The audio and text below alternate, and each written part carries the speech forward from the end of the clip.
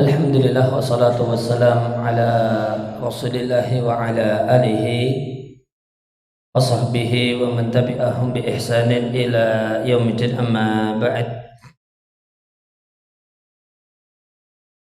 Muslimin rahimani wa rahimakumullah. Dan keluarga besar aneka mesin yang semoga senantiasa dijaga dan disayangi oleh Allah Subhanahu wa taala.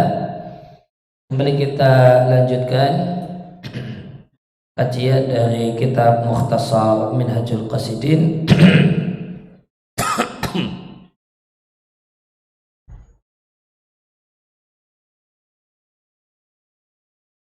Kitab Mukhtasar Minhajul Qasidin karya Ibnu Qudamah Al-Hambali rahimallahu taala. Bahasan kita dalam kesempatan kali ini tentang adab kenabian.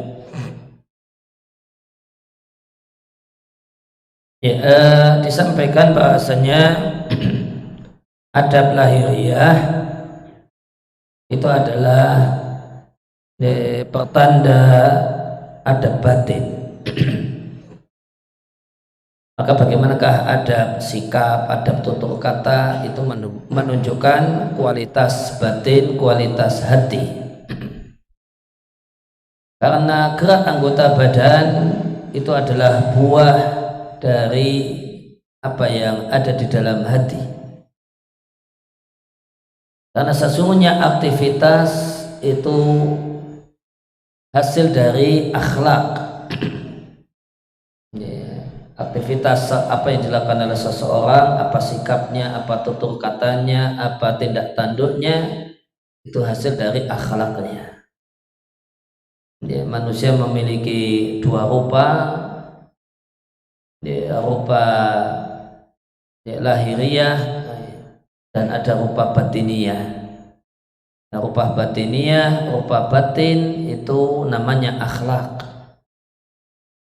Maka akhlak batin seseorang itulah yang akan tercermin pada tutur kata, sikap, tingkah laku. Sehingga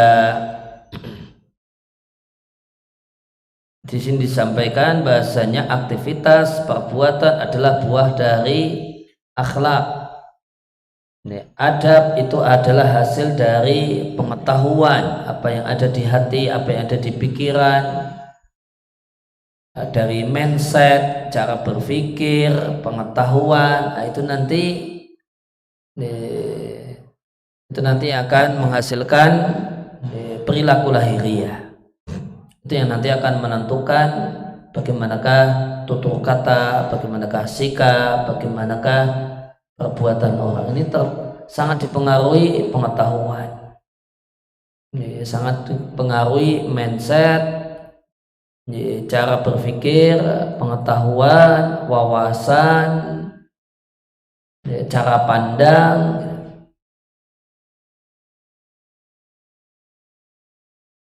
Oleh karena itu, siapa yang hatinya tidak khusyuk, maka anggota badannya tidak akan khusyuk. Maka siapa yang dadanya itu tidaklah berisi lentera cahaya ketuhanan, tidak berisi iman, maka tidak akan terpancar pada lahiriahnya adab-adab kenabian, adab indah kenabian. Dan kita akan bahas di kesempatan kali ini sejumlah adab Nabi Sallallahu Alaihi Wasallam, adab dan akhlak Nabi Sallallahu Alaihi Wasallam.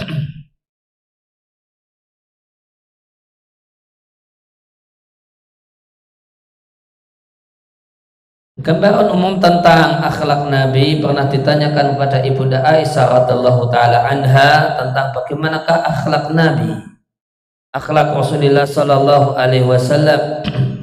Jawabannya Ibunda Aisyah, kana khuluquhul Quran. Akhlaknya Nabi adalah Al-Quran. Nabi itu Al-Quran berjalan. Nabi itu cermin Al-Quran. Nabi itu praktek nyata dari teori-teori yang ada di Al-Quran. Al-Quran membahas tentang bagaimanakah memaafkan, prakteknya ada pada diri Nabi. Al-Quran bahas tentang masalah sabar, cerminnya ada pada Nabi, dan seterusnya. Kata Ibunda Aisyah, yaghdabu li ghadabihi wa yaghda li ridahu. Nabi itu marah karena marah yang diajarkan oleh Al-Quran, dan senang karena hal-hal yang diajarkan Al-Quran untuk senang. Dan tatkala karena Allah telah menyempurnakan akhlak Nabi, Allah menyanjung Nabi dengan hal ini. Wa innahu la'ala khuluqin azim. Sesungguhnya engkau memiliki akhlak yang agung dan mulia. Maka ini satu hal yang luar biasa. Allah yang memberi akhlak, kemudian Allah yang menyanjung orang yang dia beri akhlak mulia. Ya, maka di antara akhlak Nabi Sallallahu Alaihi Wasallam, Nabi adalah manusia yang paling halim. Halim itu tidak mudah marah. Beliau manusia yang paling kalem, ya, tidak mudah tersinggung, tidak mudah sebel, tidak mudah jengkel, tidak mudah marah. Di antara hal yang menunjukkan demikian, ya, karena satu ketika ada orang Badui datang dan Nabi pakai rida. Rida itu pakaian atasan seperti orang yang sedang dalam keadaan ihram. Tiba-tiba orang Arab Badui ini narik ridanya Nabi sampai membekas merah di leher Nabi. Ternyata dia cuma mau meminta harta. Dia cuma sekadar mau meminta harta. Jadi jaluk duit namun caranya demikian. Minta harta namun caranya demikian. Kalau bisa kita bayangkan, ya, ada orang besar, orang top, ya, pejabat tinggi, datang rakyat biasa, rakyat jelata, orang kampung, orang udik, tidak pakai sopan santun, narik baju sampai bekas. Setelah itu ada perlu apa? Ternyata beri aku harta yang Allah berikan kepadamu. Ternyata minta duit. Bayangkan seandainya itu terjadi pada manusia zaman ini, apa yang terjadi? Marah. Jangankan pejabat, orang yang punya kedudukan, orang biasa saja. Orang biasa saja mau bahasa kasarnya mau ngemis, tapi caranya demikian, mau minta caranya demikian. Kalau kamu minta baik-baik tak kasih, tapi kamu mintanya kayak gini tidak saya kasih, gitu. Mungkin sebagian orang akan mengatakan demikian. Maka beliau adalah orang yang sangat kalem. Kemudian beliau adalah orang yang paling dermawan. Beliau tidak bisa mengatakan tidak jika ada orang yang minta pada saat beliau punya. Jika beliau punya, ada yang minta, beliau tidak bisa mengatakan tidak. Tidak bisa kita bayangkan ada orang yang demikian dermawannya. Sebenarnya dengan akhlak Nabi saja itu sudah menjadi bukti kalau beliau seorang Nabi. Ini bukan manusia biasa orang yang seperti ini. Wa atafun nas, beliau adalah orang yang paling empati dan peduli. Nah itu ketika beliau di luar rumah. Gimana ketika beliau di rumah? Banyak orang yang Masya Allah lembut macam-macam. Kalau di dalam rumah kasar.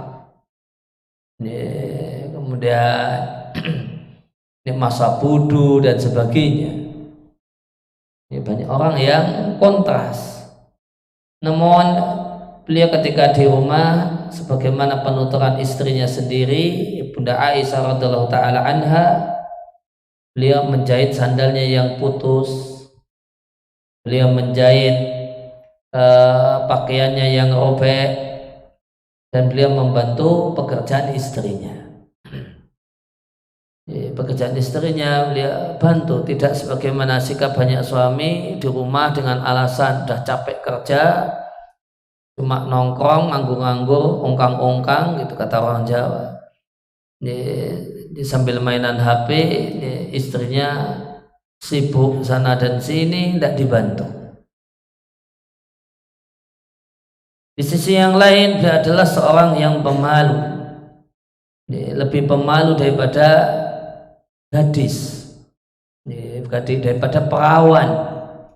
Yang perawan di masa silam identik dengan sosok manusia yang demikian pemalunya. Lain hanya dengan perawan sekarang. Kalau perawan sekarang memalukan. Kalau perawan dulu itu masya Allah malunya. Nah itu beliau sampai lebih pemalu daripada perawan. Dan malu adalah akhlak Islam. Dan Nabi mengatakan al-haya'u khairun kulluhu. Rasa malu itu seluruhnya kebaikan. Jadi Nabi juga mengatakan al-haya'u la ya'ti illa bi khair. Rasa malu itu tidaklah mendatangkan dan tidaklah membuahkan kecuali kebaikan. Demikian juga di antara akhlak mulia Nabi.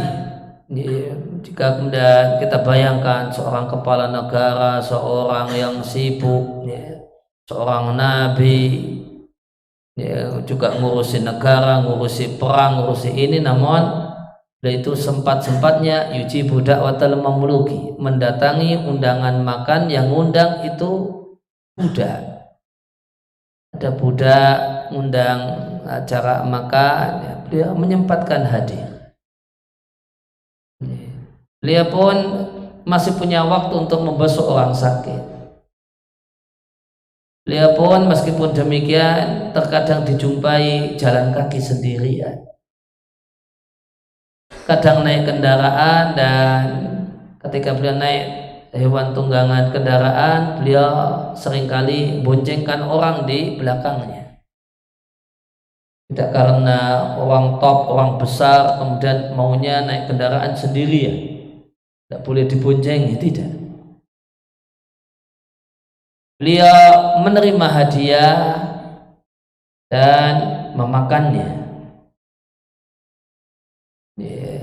Dan ini berarti hadiahnya hadiah makanan. Beliau menerima, jika ada orang yang ngasih hadiah makanan, beliau menerimanya dan memakannya, menikmatinya. Tidak hanya sekedar menerima makanan kemudian dikasihkan ke orang, sana dihabiskan. Ini tentu ketika orang ngasih hadiah misalnya makanan dan beliau menikmatinya, ini sangat menyenangkan orang yang ngasih. Dan itu lebih menghargai. Lain hanya dengan ada orang yang ngasih hadiah makanan kemudian dikasihkan sama pembantunya, habiskan ya. Nah, kalau dia nggak mau makan,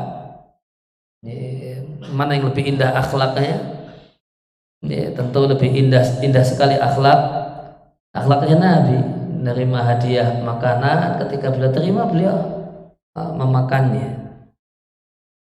Wa yukafi'u 'alaiha, kemudian beliau membalas hadiah dengan hadiah. Karena Nabi mengajar kita untuk tidak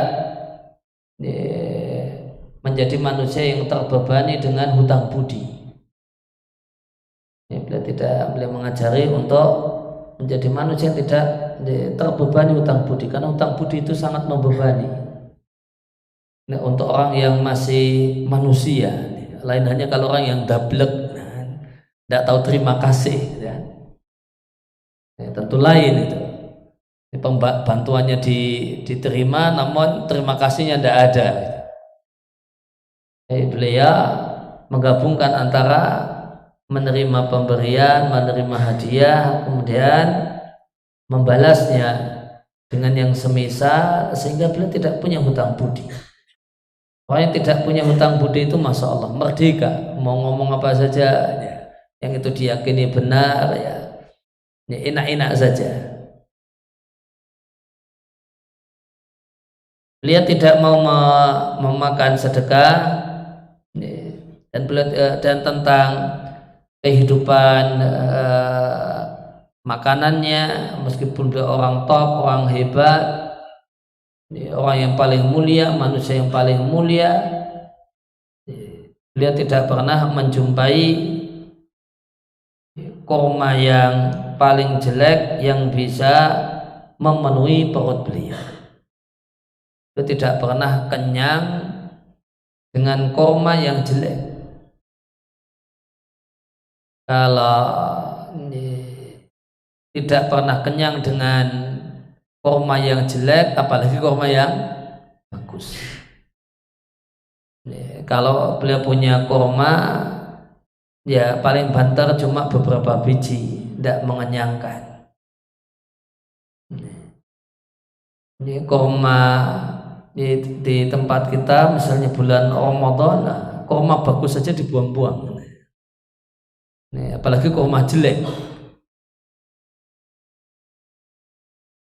Beliau tidak pernah kenyang karena gandum halus selama 3 hari berturut-turut. Itu keadaan makan beliau, tidak pernah kenyang dengan makanan terbuat dari gandum halus 3 hari berturut-turut. Perlu diketahui bahwasanya makanan pokok pengenyang, makanan pengenyang yang masa Nabi yang nomor 1 itu, urutan nomor 1 itu gandum. Makanan pengenyang nomor 1 itu gandum. Orang yang bisa makan gandum kenyang berhari-hari setiap hari, wah itu orang kaya raya. Itu orang kaya raya itu levelnya di situ. Nanti makanan pengenyang yang kedua itu susu, ya, susu segar. Jadi susu, kalau nggak susu kambing ya susu unta. Nanti baru yang ketiga itu, kalau 1 dan 2 tidak punya, baru kenyang dengan kurma.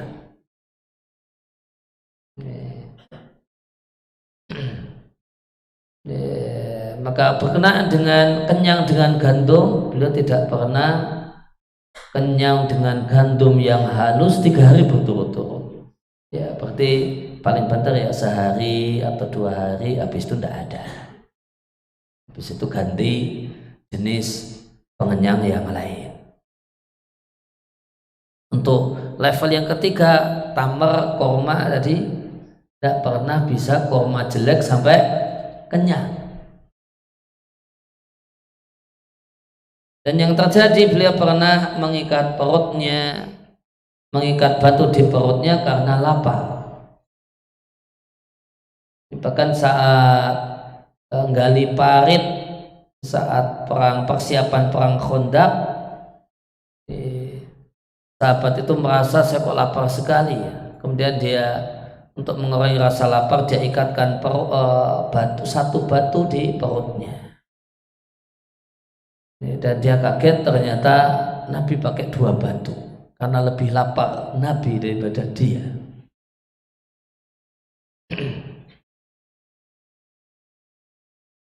Dan Nabi SAW itu berkenaan dengan adab makan, beliau memakan yang ada. Beliau tidak tipikal mencari-cari yang tidak ada.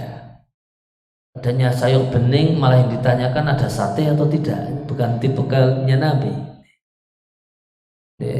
Ada yang disuguh sate kemudian malah tanya ada ayam bakar tidak, itu bukan gayanya Nabi dalam adabnya Nabi dalam menyikapi makanan.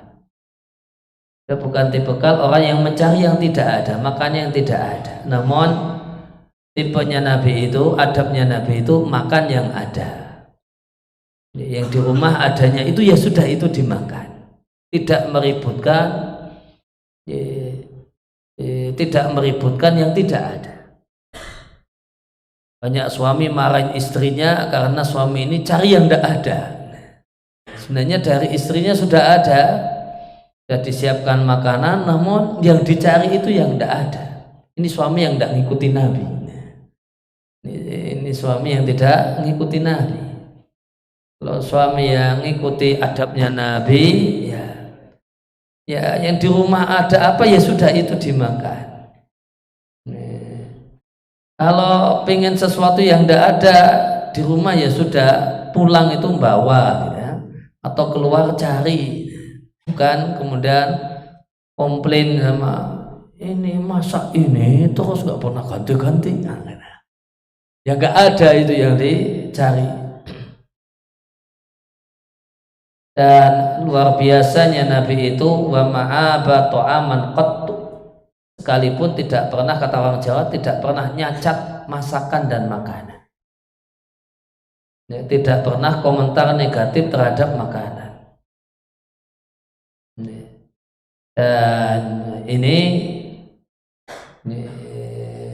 bisa kita katakan ini mukjizatnya Nabi ini. Lisannya luar biasa, tidak pernah komplain terhadap makanan, tidak pernah komentar negatif terhadap makanan. Kepedesan, tidak pernah ngomong kayak gitu misalnya. Kasinan ini pedes banget, mencela makanan, mencela masakan. Ini terlalu encer misalnya, kalau bubur misalnya, wah ini masak nasinya katosen, nggak becus ini masak nanak nasinya.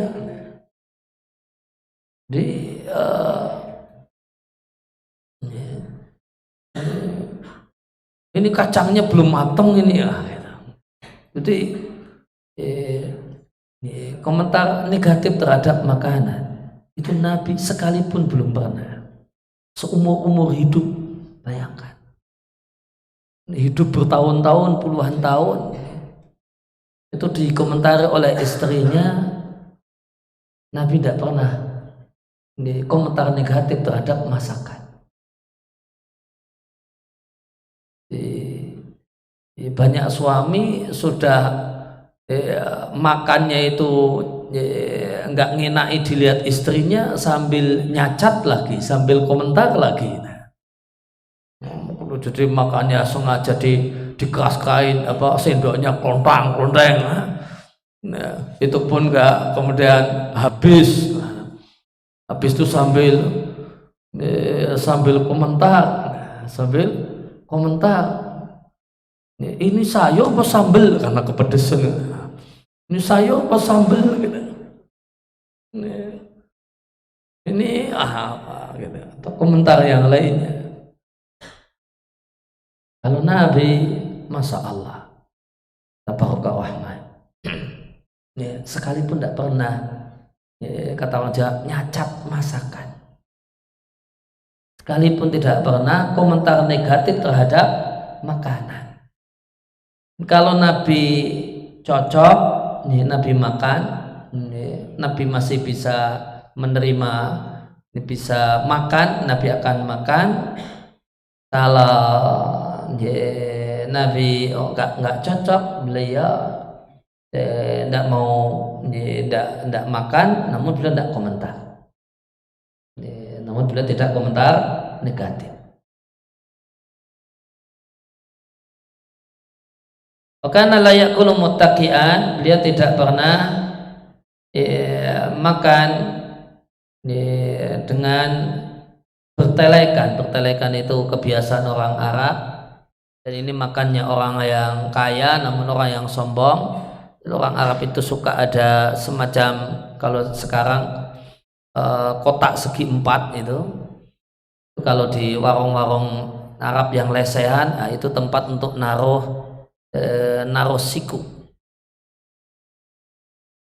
Kalau kita mungkin ya tempat bertelekan ini ya kursi, ini ada tempat untuk naruh siku sambil.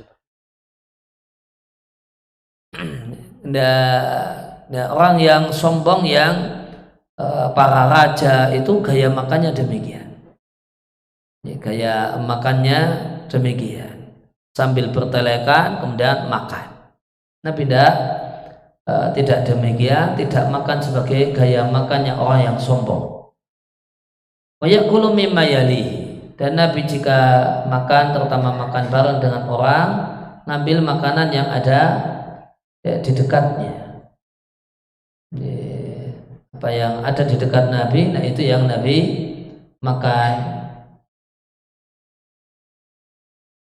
Wa kana ahabbu ta'am ilaihi al-lahm. Makanan yang paling Nabi sukai itu daging. Dan kalau kambing maka beliau itu sukanya, kata orang Jawa namanya sampil. Itu daging yang Nabi sukai. Kemudian kalau sayuran yang Nabi sukai adalah duba itu labu. Duba itu labu. Kalau sayuran beliau sukanya labu. Kalau dari teman makan yang lainnya, maka beliau suka makan dengan cuka. Dan kalau untuk korma, beliau kesukaannya adalah korma ajwa.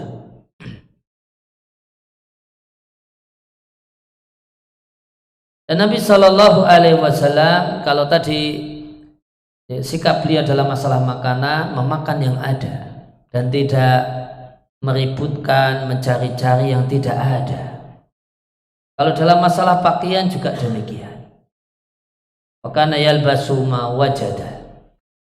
Nabi memakai pakaian yang ada. Beliau memakai pakaian yang ada, yang tersebar di masyarakatnya. Tidak kemudian tidak suka pakai pakaian yang aneh-aneh yang tidak ada. Namun beliau memakai pakaian yang ada. Kadang beliau memakai lembaran kain panjang dipakai untuk menutup badan. Kadang juga beliau memakai jubah. Untuk kendaraan beliau fleksibel. Tidak harus kendaraan jenis tertentu. Tidak harus kendaraan jenis tertentu, yang ada, yang tersedia, yang memungkinkan, maka beliau no problem. Tidak harus nuntut harus kendaraan tertentu. Sehingga terkadang naik unta, terkadang naik bagal. Unta yang suka jadi kendaraan Nabi namanya Qaswa. Ini ada namanya. Ini namanya Qaswa. Itu unta yang jadi langganan Nabi untuk berkendaraan. Dan terkadang beliau naik bagal. Bagal itu peranaan antara keledai dengan kuda, dikawinkan.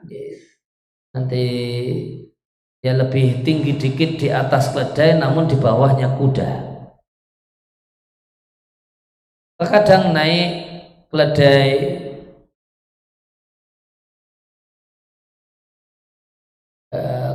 itu sebenarnya di masa Nabi lebih, ya mungkin bisa kita katakan kendaraan sederhana. Karena keledai itu lebih identik dengan kendaraan untuk ngangkut barang, bukan untuk angkutan orang. Ya, Nabi pun memakainya. Ketika adanya itu, ya no problem beliau, tidak masalah pakai itu. Mungkin kalau zaman kita ya nggak ada kendaraan kecuali naik truk, ya sudah naik truk nggak apa-apa gitu kan, angkutan barang kan. Adanya naik truk bisanya, ya, karena di situ tidak ada kendaraan, ya sudah tidak apa-apa naik truk, tidak harus. Dia tidak harus mengupayakan yang sulit untuk diupayakan. Kadang pun beliau jalan kaki tanpa alas kaki. Dan beliau sangat suka parfum. Dia sangat suka parfum, bau wangi beliau suka sekali. Sehingga beliau sangat tidak suka bau yang nggak sedap. Dan satu hal yang sangat menyakitkan hati beliau seandainya ada orang yang komentar kalau beliau itu bau. Itu satu hal yang sangat menyakitkan hati. Ditambah ya satu mukjizat yang Allah berikan, keringat beliau itu wangi. Bahkan sebagian sahabiyah ada yang menampung keringat Nabi ketika tidur siang, netes, ditampung, jadikan sebagai parfum. Dan itu parfum yang sangat wangi. Ini mukjizat Nabi. Dan keistimewaan Nabi. Kalau yang lain ya keringatnya ya bau. Kalau yang lain ya keringatnya ya bau. Kalau Nabi keringatnya itu parfum. Maka ketika Nabi bisa kita bayang ketika Nabi banjir keringat, berarti banjir parfum di badan Nabi.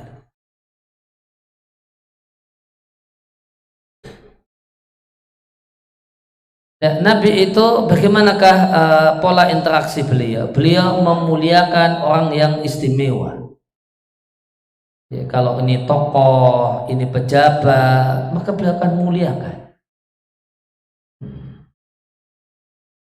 Ya, ada sebagian orang besar yang mungkin orang besar yang low profile, yang profil kemudian tawadhu, namun dia paksa low profil itu untuk dirinya dan orang lain. Nabi tidak demikian. Beliau sendiri untuk dirinya low profil tawadhu. Namun ketika ada tamu orang gedean, tokoh, orang mulia, ya, maka beliau akan memberikan perlakuan yang selayaknya. Tidak kemudian kemudian dia dituntut untuk sama dengan Nabi yang apa adanya. Dan beliau mengambil hati para tokoh, orang-orang yang mulia, mengambil hatinya dengan mengistimewakannya. Misalnya saat penaklukan Fathul Mekah, maka ketika Nabi masuk kota Mekah dalam keadaan menang, beliau kasih pengumuman, siapa yang masuk ke Masjidil Haram dia aman, nggak akan diganggu. Setelah itu Nabi katakan, siapa yang berada di rumahnya Abu Sufyan, tokoh, dia aman. Padahal setelah itu Nabi katakan, siapa yang berada di rumahnya masing-masing dia aman. Asal tidak keluar-keluar, dia berada di rumahnya masing-masing aman. Ada 3 kalimat. Kenapa perlu ada kalimat yang kedua kalau ternyata ada kalimat yang ketiga? Apa perlunya mengungsi ke rumahnya Abu Sufyan padahal ternyata siapa yang berada di rumahnya masing-masing dia aman? Kenapa perlu dimunculkan kalimat yang kedua? Siapa yang berada di rumahnya Abu Sufyan maka dia aman. Maka itu untuk menunjukkan beliau mengambil hati tokoh. Ini tokoh, orang besar, ini kepala suku. Maka beliau tidak kemudian disikapi sama dengan orang biasa. Namun beliau istimewakan, beliau muliakan. Wala yajfu ala ahadin. Beliau tidak pernah kasar, gak sopan dengan siapapun. Tidak pernah kasar dengan siapapun. Dan beliau adalah seorang yang menerima ya, permintaan maaf orang yang minta maaf. Asal minta maaf, beliau akan menerimanya. Asalkan minta maaf, beliau adalah orang yang tidak kemudian saya tidak bisa memaafkanmu, tidak. Beliau orang yang menerima maaf semua orang yang meminta maaf. Dan luar biasanya Nabi memaafkan meskipun tahu dia bohong dalam alasan yang dia ajukan ketika minta maaf. Mas, nah jangan pindah ke sini mas. Kayaknya di situ banyak banyak sesuatunya.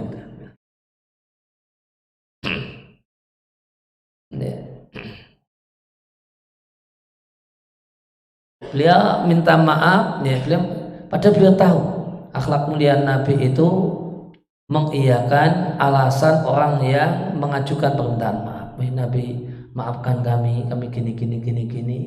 Beliau tidak bantah.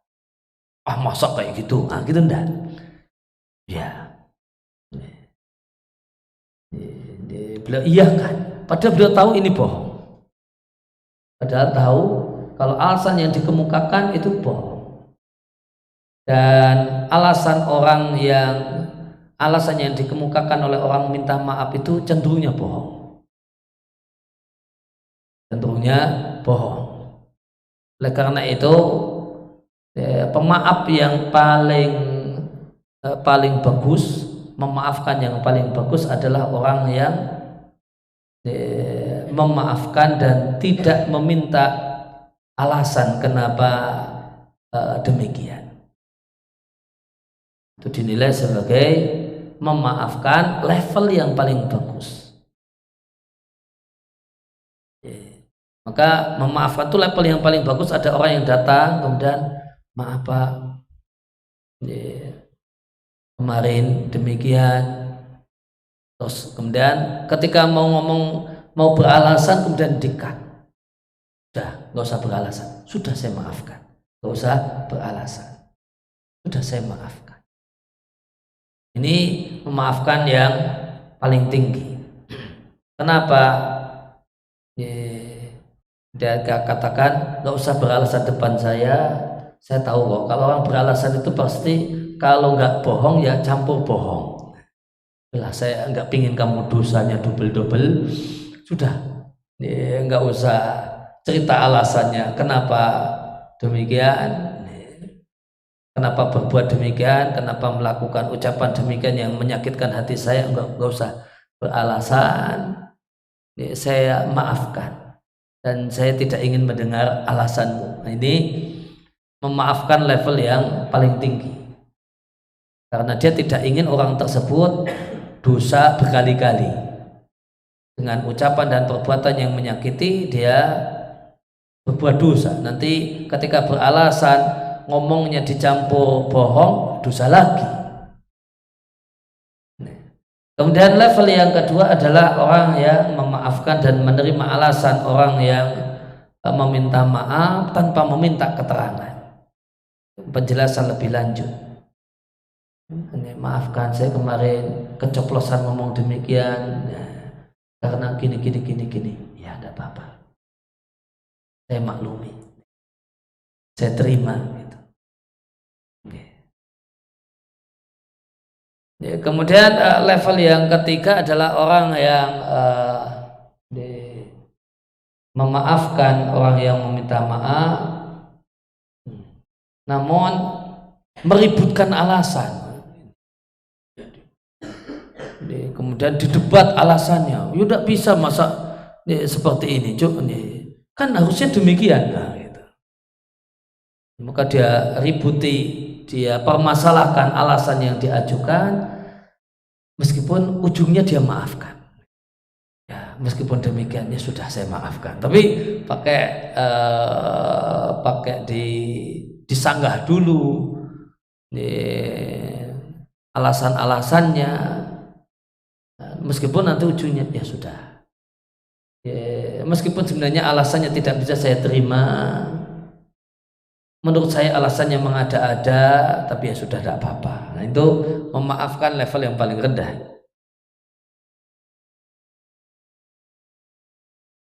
Nah, beliau itu juga di sisi yang lain Nabi itu guyon, namun dalam guyon beliau tidak pernah bohong. Ada orang yang datang minta kendaraan untuk ikut berangkat perang. Wahai Nabi, saya minta bantuan kendaraan untuk bisa ikut perang. Oh ya, nanti akan saya siapkan untukmu anak unta. Dia kaget, anak unta wahai Nabi, apa yang bisa dilakukan kalau pakai anak unta kok dipakai untuk jihad perang? Ya, kemudian Nabi jelaskan, bukankah semua unta itu anaknya unta? Nah, ya meskipun sudah gede kan anaknya unta gitu. Meskipun sudah gede bisa diajak untuk berangkat perang, itu kan anaknya unta gitu. Unta dewasa itu umur 5 tahun misalnya. Dewasanya unta itu umur 5 tahun. Dia bukan sudah tidak lagi anak-anak, sudah tidak lagi anak unta. Tapi unta umur 5 tahun 6 tahun kan ya anaknya unta kan dia dulu anaknya unta gitu kan. Maka ya, demikian guyonannya Nabi. Ya, sebagaimana Nabi guyonan ketika ada nenek-nenek yang menemui Nabi dan ya, wahai Nabi, tolong doakan aku supaya bisa masuk surga. Maka Nabi komentar, di surga tidak ada nenek-nenek, kan? Di surga itu tidak ada nenek-nenek. Maka neneknya sudah baper duluan, akhirnya nangis, pergi sambil nangis. Kemudian Nabi sampai ngutus sahabat, tolong kejar nenek-nenek tadi, sampaikan kepadanya di surga itu tidak ada nenek-nenek karena semuanya jadi gadis. Semuanya jadi gadis. Tidak ada lagi nenek-nenek masuk surga jadi gadis. Bahkan gadisnya jadi perawan semua. Ya, Nabi itu guyon, namun guyonnya tidak pernah bohong. Nabi itu juga tertawa, namun beliau tidak terbahak-bahak jika tertawa. Dan beliau tidak pernah menghabiskan waktunya untuk selain beramal untuk Allah, selain ibadah atau hal-hal yang harus dilakukan untuk kepentingan pribadinya dan kepentingan dirinya. Intinya Nabi tidak membuang waktunya kecuali untuk hal yang bermanfaat akhirat atau manfaat dunia. Dan seumur hidup Nabi itu tidak pernah maki-maki istrinya, tidak pula maki-maki pembantunya. Bayangkan, anggap saja misalnya di Madinah 10 tahun nggak pernah maki-maki. Ini luar biasa, lisan yang sangat indah sekali. Maki-maki orang, ngumpat-ngumpat, nggak pernah. Dan ini betul-betul memang tidak pernah. Beliau tidak pernah menggunakan tangannya untuk mukul orang, napok, nempeleng, itu tidak pernah. Illa kecuali saat jihad, saat perang. Kalau kondisinya bukan kondisi perang, tangannya Nabi itu tidak pernah digunakan untuk mukul orang, untuk nempeleng orang, untuk ninju orang. Dan luar biasanya Nabi itu tidak pernah membalas karena dirinya. Jika ada orang yang punya sikap jelek terhadap diri Nabi, beliau tidak pernah balas, meskipun beliau bisa balas. Illa beliau baru membalas manakala hal yang mulia, hal yang haram dilanggar, baru beliau menghukum. Tapi menghukum gara-gara beliau dicaci maki, beliau dilecehkan, itu tidak pernah. Dan ini ya mungkin bisa kita katakan syarat untuk jadi pemimpin teladan. Maka syarat untuk jadi pemimpin teladan itu adalah tidak emosi, marah untuk hal-hal yang bikin jengkel, namun itu berkenaan dengan pribadi. tegas ya kalau urusan misalnya urusan kerja. Tapi kalau itu cuma berkenaan dengan dirinya, harga dirinya, itu Nabi memaafkan. Dan tidaklah Nabi diminta untuk memilih dua perkara kecuali beliau akan memilih yang paling mudah selama itu bukan dosa. Jika itu dosa, maka beliau orang yang sangat-sangat menjaga diri. Maka beliau adalah orang yang ketika mengambil kebijakan selama itu tidak dosa, maka beliau akan mengatakan ya silahkan, tidak apa-apa, boleh, monggo gitu. Selama itu tidak dosa. Ada yang minta izin, ada yang minta ini dan itu, selama itu ya, tidak dosa, beliau akan mengiyakan. Dan demikian seorang suami yang baik, seorang ayah yang baik, seorang pemimpin yang baik itu jika ada permintaan atau pengajuan atau yang lainnya, maka selama itu bukan dosa dan bukan hal yang bahaya, maka izinkan. Izinkan, iyakan, dibikin longgar. Istri pingin begini-begini, ya. Anak kemudian minta ini, ya. Selama apa? Bukan maksiat dan bukan satu hal yang berbahaya. Hendaknya bersikap longgar. Kalau kita ingin meneladani Nabi Shallallahu Alaihi Wasallam, tidaklah beliau diminta untuk memilih dua hal kecuali yang paling longgar, yang paling mudah, yang paling nyaman, yang paling tidak merepotkan, selama itu tidak dosa. Maka hendaknya ini prinsip seorang yang berstatus sebagai pemimpin, suami, ayah, dan status-status yang lainnya, yang itu statusnya pemegang kebijakan. Banyak orang yang mengajukan ada pihak-pihak yang meminta izin, pihak-pihak yang mengajukan sesuatu. Maka selama itu bukan maksiat, selama itu bukan satu hal yang berbahaya, membahayakan keselamatan diri sendiri, membahayakan keuangan rumah tangga, keuangan ini, selama tidak berbahaya dan bukan maksiat. Uang ada, misalnya kalau di dunia rumah tangga, uang ada, nih, istri mau ngejak keluar, mau ke sana atau ke sini, asalkan itu permintaan bukan maksiat, tidak ada bahaya di balik hal tersebut. Ini hendaknya seorang pemimpin mengiyakannya dalam rangka meneladani Nabi Shallallahu Alaihi Wasallam.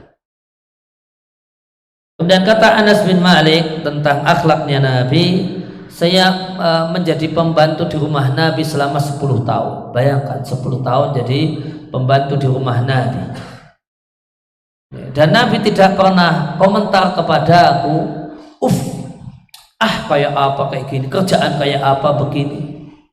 Tidak pernah ada. Nabi juga tidak pernah mengomentari apa yang aku lakukan, kenapa engkau berbuat demikian. Nabi juga tidak pernah mengomentari hal yang tidak saya lakukan dengan mengatakan, kenapa tidak berbuat demikian. Nabi meskipun punya pembantu, beliau bukan tipikal orang yang rewel. Tidak ada komentar, kenapa tidak demikian, kenapa kamu berbuat demikian. Dan Allah ceritakan bahwasannya yang tercantum di Taurat, ini tercantum di Taurat tentang ciri-ciri Nabi. Bahwasanya Muhammad itu utusan Allah, hambaku, manusia pilihan. Dia seorang yang tidak keras, tidak kasar. Dan demikianlah Nabi. Beliau bukan orang yang keras, bukan orang yang kasar. Ucapannya, tindakannya, sikapnya. Dan beliau bukanlah orang yang suka teriak-teriak di pasar. Dan pasar adalah tempat yang identik dengan teriak-teriak. Maka jika tidak teriak-teriak di pasar, maka berarti di tempat yang lainnya juga tidak teriak-teriak. Maka di antara akhlak mulia dalam Islam, ngomong itu lirih seperlunya. Di antara akhlak mulia dalam Islam, ngomong itu tidak teriak-teriak, tidak intonasi tinggi, tidak mungkin kata orang ngegas, bukan. Namun ngomong yang lembut, pelan, lirih, tapi ya bisa didengar. Sebagaimana nasihat Luqman kepada anaknya, waghdud min sautik, nak, jika bicara lirikan suaramu. Inna angkaral aswati la sautul hamid. Suara yang paling jelek itu suara keledai yang melengking. Suara keledai itu melengking, suara yang intonasinya tinggi, keras, itu dinilai sebagai suara yang paling jelek. Maka akhlak mulia dalam Islam, ngomong itu lirih, tidak teriak-teriak, tidak, kata orang Jawa, tidak bengak-bengok, tidak meninggikan suara.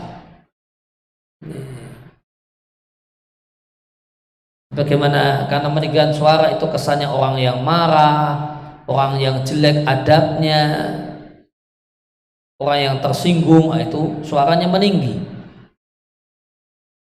Maka Nabi itu bukan seorang yang berteriak-teriak meskipun di tempat yang semestinya perlu teriak-teriak, yaitu pasar di masa itu. Itu adalah orang yang tidak membalas sikap buruk orang lain dengan keburukan, namun memaafkan dan memaafkan. Kemudian di antara akhlak Nabi adalah beliau mendahului mengucapkan salam orang yang berjumpa dengannya. Kalau orang itu ketemu Nabi, tidak bisa salam duluan. Masya Allah ya. Kalau orang itu ketemu Nabi, tidak bisa salam duluan. Nabi yang pasti yang mendahului mengucapkan salam. Dan mendahului mengucapkan salam, mendahului menyapa, itu akhlak tawadhu yang luar biasa. Karena orang yang sombong itu maunya disapa dan tidak mau mendahului menyapa. Itu ciri orang yang sombong. Kalau Nabi itu suka menyapa duluan. Bahkan lebih kerennya lagi, orang itu tidak bisa salam duluan daripada Nabi. Pasti Nabi yang lebih mendahuluinya. Kalau papasan, kalau berjumpa dengan Nabi, Nabi yang mendahului mengucapkan salam. Itu loh profil yang luar biasa. Kalau beliau jalan, ketemu rakyatnya, ketemu orang yang rendah, beliau duluan yang mengucapkan salam, beliau duluan yang menyapa.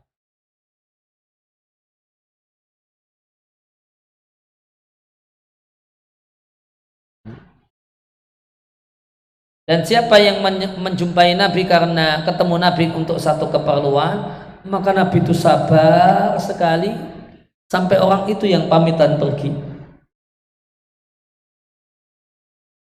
Sampai orang itu yang pamitan pergi, ya baru Nabi nggak mendahului. Luar biasa dengan kesibukan beliau, posisi beliau, status beliau. Itu enggak pernah kemudian ketemu orang terus sudah ya sampai di sini ya, saya ada keperluan. Sampai di sini saja ya, saya ada keperluan yang lain. Ya sampai di sini ya, monggo kalau jenengan mau ada keperluan, artinya ngusir, artinya sana pergi gitu. Tidak pernah. Nabi sabar menemuinya sampai dia yang pamitan.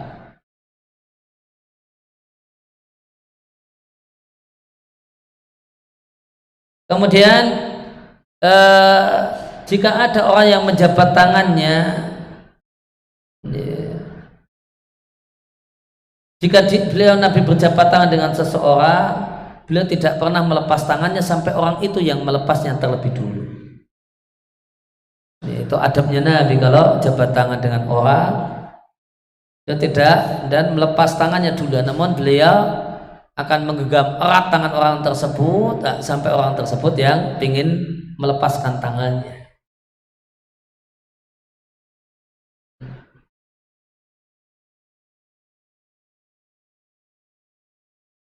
Dan ketika beliau berbicara dengan seseorang, beliau tidak pernah hanya menoleh kepala. Nabi akan memberikan badannya. Jadi ini akhlaknya Nabi. Misalnya ada orang yang beliau mau bicara dengan si A, beliau tidak hanya noleh ke kiri misalnya. Gimana mas? Nah, gini, enggak. Nanti Nabi akan putar posisinya ketika mau melayani orang tersebut. Semula Nabi begini, wajah badannya ke sini, kemudian beliau nanti beralih, maka beliau akan geser badannya. Berpun mas, ada apa ini? Tidak sekedar ngasih kepalanya, tapi ngasih kepala dan badannya. Itu pola komunikasinya Nabi.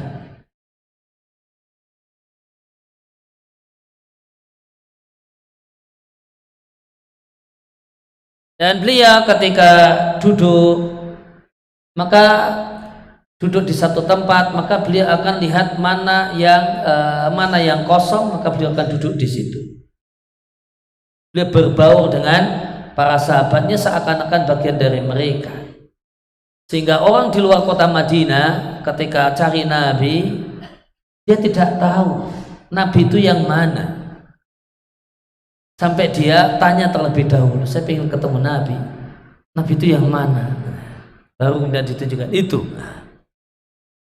Beliau tidak terbedakan dengan yang lain kalau sedang duduk bareng dengan sahabatnya. Beliau adalah orang yang suka diam, dan jika berbicara maka beliau tidak nyerocos ngomong terus tak berhenti tidak. Namun beliau pelan-pelan dan mengulang perkataannya jika dirasa perlu supaya bisa dipahami.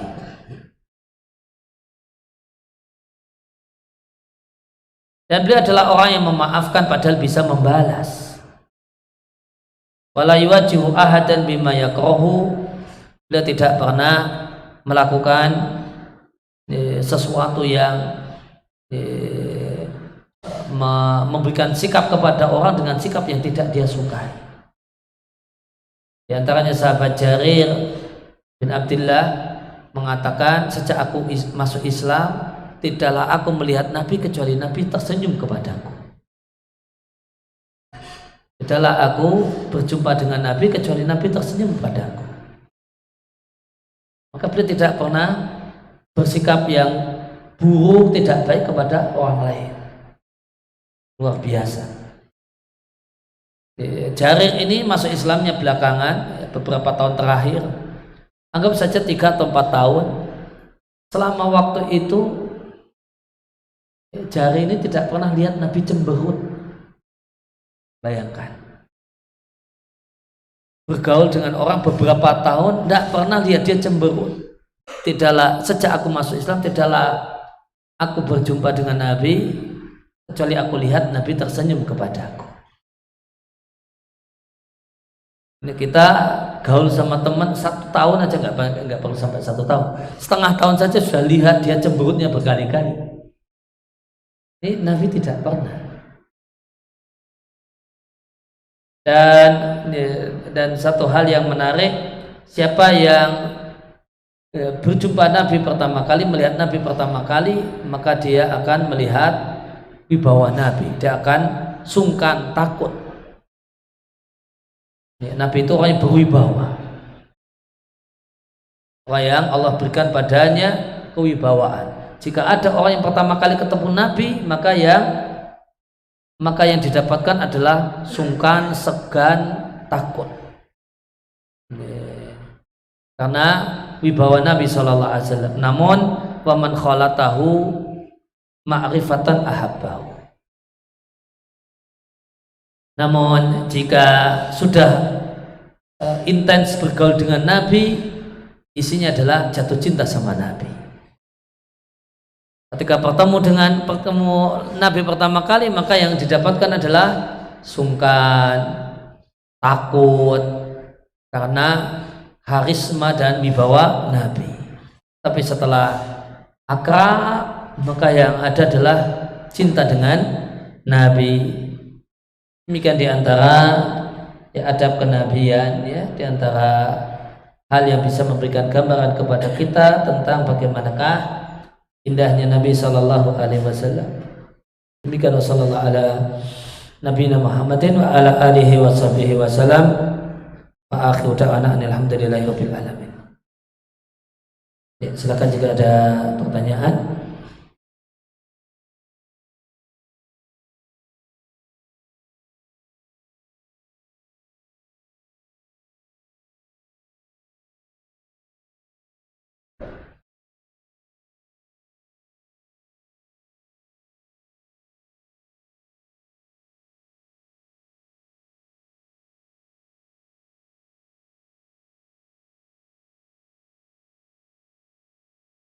Silakan jika ada pertanyaan.